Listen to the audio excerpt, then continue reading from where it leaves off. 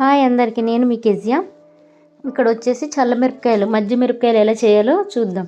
చూసారా మిరపకాయలు ఎంత బాగున్నాయో. మజ్జి మిరపకాయలు మార్కెట్లో అమ్ముతారు, స్పెషల్గా దొరుకుతాయి. వాటిని మంచిగా కడిగి నీట్గా తుడిచి పక్కన పెట్టుకోవాలి.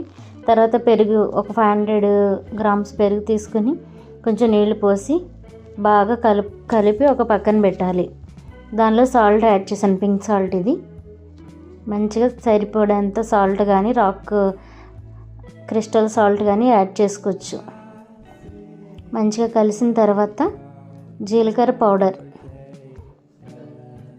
మరీ నీళ్ళుగా కాకుండా పెరుగు కొంచెం నీళ్ళు పోసి కలపాలి బాగా. జీలకర్ర పౌడర్ కూడా వేసి బాగా కలపాలి.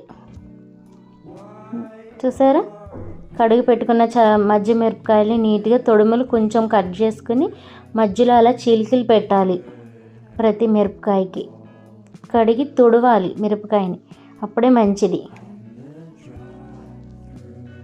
అట్లా చీలికలు పెట్టి పక్కన పెట్టుకోవాలి మిరపకాయలన్నీ.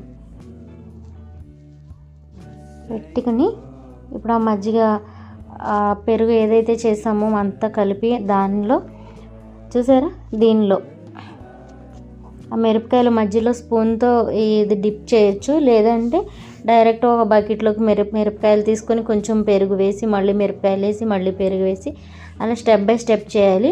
ఈ 3 days అట్లా పులియ పెట్టాలి, అంటే ఫెర్మెంటెడ్గా చేయాలి వీటిని.